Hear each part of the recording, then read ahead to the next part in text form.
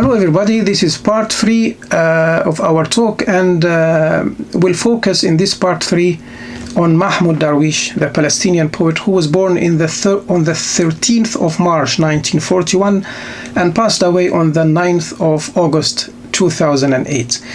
Mahmoud Darwish says, I quote, "There is on this land what makes life worth living. على هذه الأرض ما يستحق الحياة. على هذه الأرض ما يستحق الحياة."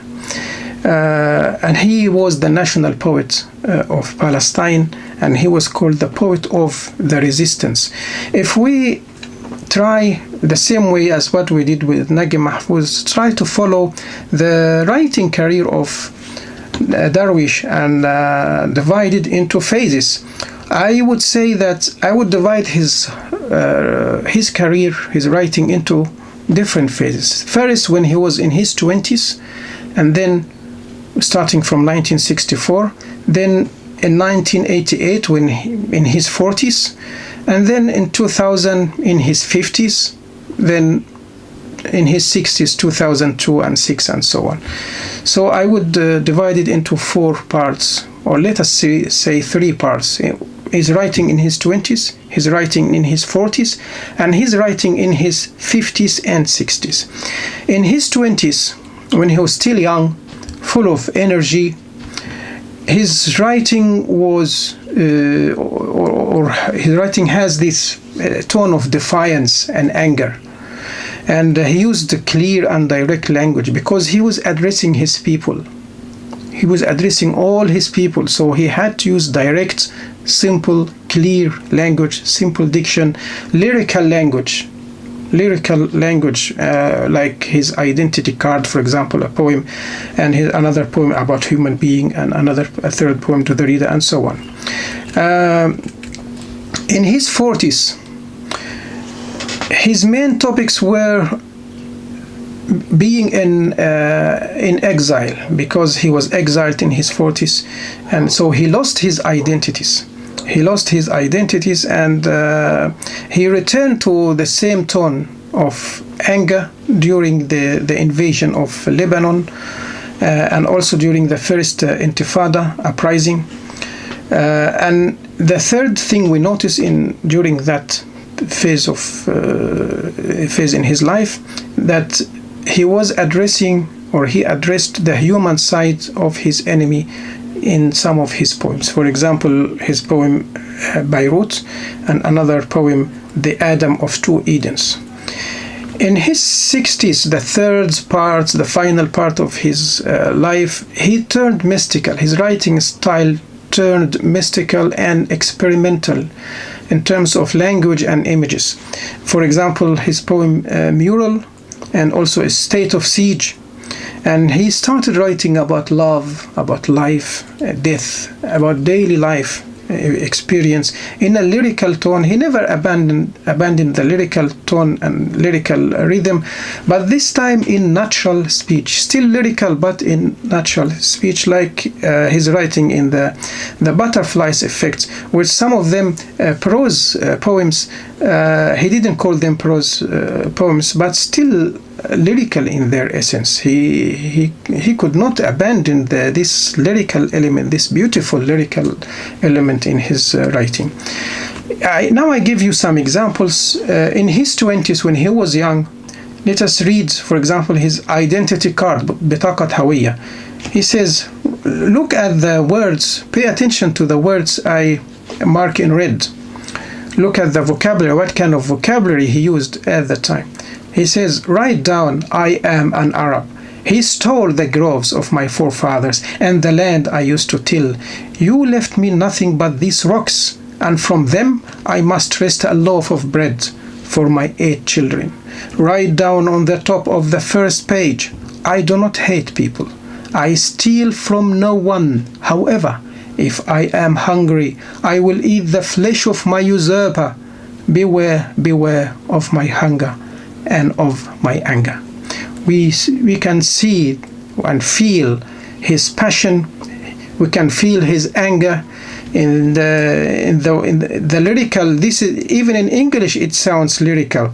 imagine it in Arabic. In Arabic, it's so lyrical, so powerful. And look at the words: stole, rocks, eat, usurper, hunger, anger. This kind of language, very simple, very direct, very powerful. It conveys his angry feeling very clearly right away. Another poem about a human being, published in 1964. Actually, also Identity Card was published in 1964, and when it was published, it gained him fame right away in the Arab world. He was famous right away in the Arab world. He was born, as I said, in 41, so 64. That means he was 23 years old, and he was so famous right away all over the Arab world. The other poem about a human being, again, pay attention to the words in red. They fettered his mouth with chains and tied his hands to the rocks of the dead. They said, "You're a murderer." They took his food, his clothes, and his banners, and threw him into the well of the dead. They said, "You're a thief." They threw him out of every port and took away his young beloved. And then they said, "You are a refugee." Look at the word: fettered, chains, rock, dead, murderer, dead, thief, refugee. All these words convey clearly his passion, his powerful feelings, his anger, his frustration, his revolutionary spirit at the time. To the reader, another poem, he says, "The wrath of my hands, the wrath of my mouth, and the blood of my veins is a sap of wrath." Oh, very powerful and full of wrath and anger. In his 40s, when he was exiled all over the world, he wrote in Adam of Two Edens, "We brought you tidings of innocence and daisies, but you have your God and we have ours." Now we notice the shift in the language, in the vocabulary, in the diction. Now, after talking or writing using vocabulary like chains, anger, wrath, hunger, rocks, now he's using innocence, daisies, and now he's addressing his enemy. He's addressing his enemy, saying, "We brought you tidings of innocence and daisies, but you have your God and we have ours." Now he's addressing the human side in his enemies. In Ode to Beirut, he says, "Streets encircle us as we walk among the bombs. Are you used to death?" He's addressing his enemy, okay?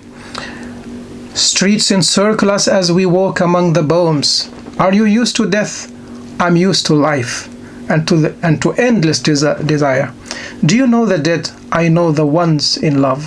Again, he's projecting the dichotomy between life and death. He and his people prefer life, while his enemy prefers death. And we can see from the language used, he's talking to his enemy again. "Are you used to death? I'm used to life." Can you feel the shift in his attitude towards his enemy? It's not only about being angry and willing to eat the flesh of his usurper, but now he's addressing the human side of his enemy. So we can feel that Mahmoud Darwish here is getting mature and addressing the human side of his enemy. And another poem, "We travel like other people." He says, we travel like other people, but we return to nowhere." This is wonderful. Mahmoud Darwish was so excellent, really, in saying words, usual words, like ordinary words used by ordinary people, ordinary expressions, but he ends them with something that shocks you as a reader. Like, we travel like other people, and look at like other people as other people travel. Look at this, like other people. Again, he's trying to show the reader that they are humans too, like other people, humanizing themselves as victims. But the difference between other people and them, Palestinians, is that, but we return to nowhere. while you travel and you return to your home in the end. They travel, but they return to nowhere. Perfect. Athens airport, he says, Athens airport changes its people every day, but we have stayed put, waiting for the sea. Seems there is no traveling by air to them. In this picture with Edward Said. In his late 50s, now he turned mystical, experimental, and tried to talk about, and we can see clearly his writing changed completely. The language changed, the themes changed.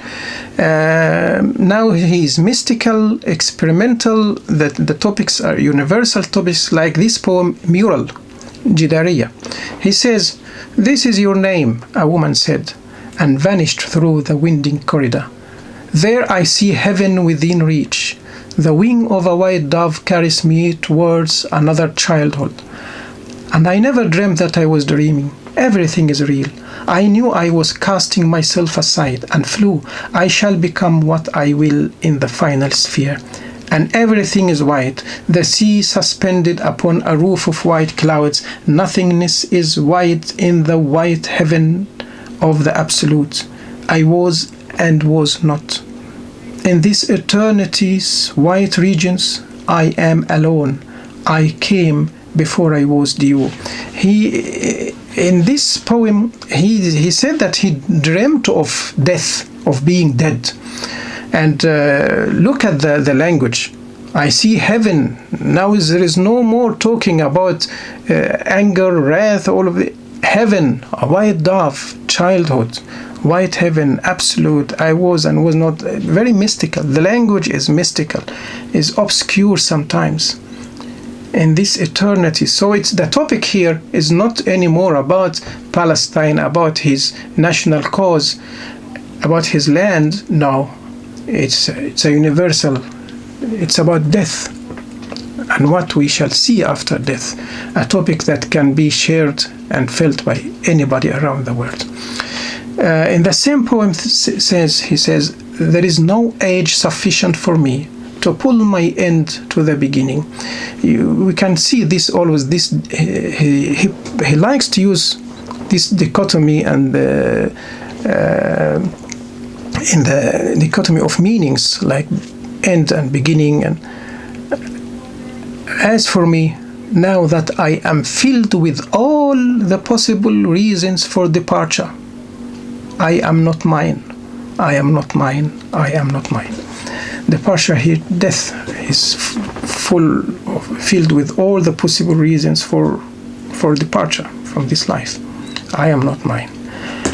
In his 60s, he continued in this, his way of writing, his mode of writing, continued in this mystical, universal, and the rhythm of natural speech in a state of siege, Halet Hisar. He says, "A woman said to the clouds, 'Please, enfold my loved one. My clothes are soaked with his blood. If you shall not be rain, my love, be trees, saturated with fertility, be trees. And if you shall not be trees, my love, be a stone, saturated with humidity, be a stone. And if you shall not be a stone, my love, be a moon in the loved one's dream. In the loved one's dream, be a moon.' So said a woman to her son in his funeral." Very touching poem. He wrote it state of siege during the siege of the Israeli troops on Jenin camp in 2002. 2002. During the siege, the same poem, during the siege, time becomes a space that has hardened in its eternity. During the siege, space becomes a time that's late for its yesterday and tomorrow. It's very clear that his writing style completely changed, and now his writing is full of thoughts, not just feeling, not just passion, not just anger, but reflections, thoughts. mystical ideas, a mystical language that we'll have to think when we read him. We'll have to think, but I don't mean mystical that's so obscure.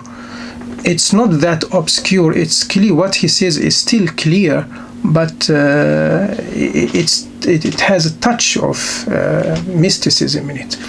In the same poem, we do what prisoners do and what the jobless do. We cultivate hope.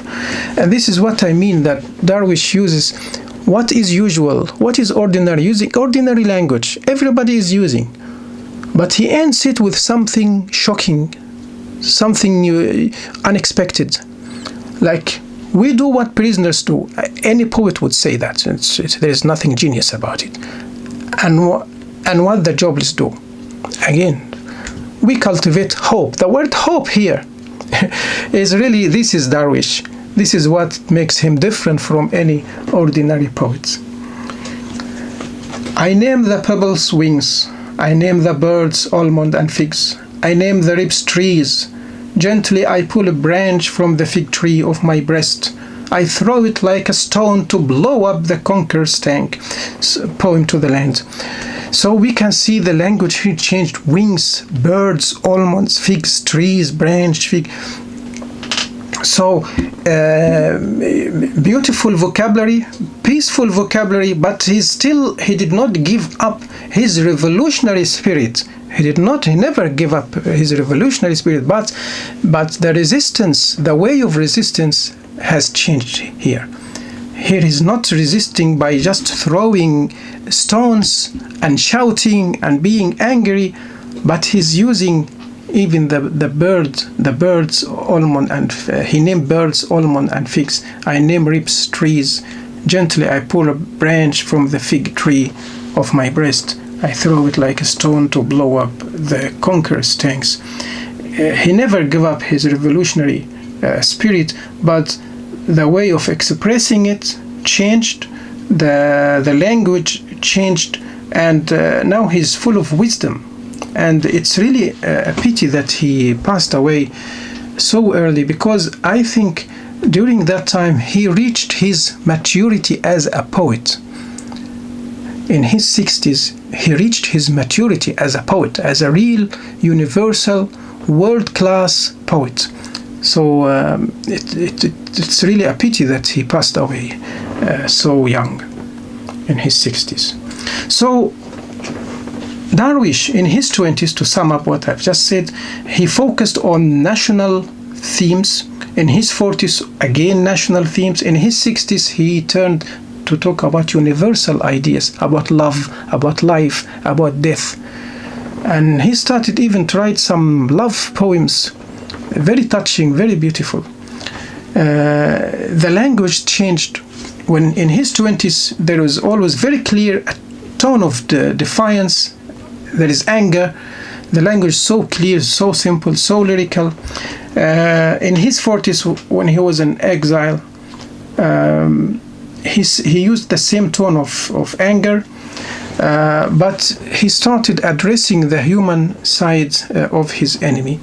In his 60s, the final phase of his life, he turned mystical, and his language turned experimental, and he moved from talking only about national themes to talk about universal themes, and about love, life, daily experience, and so on. But he kept his lyrical tone, and but he delivered it in this natural rhythm of speech.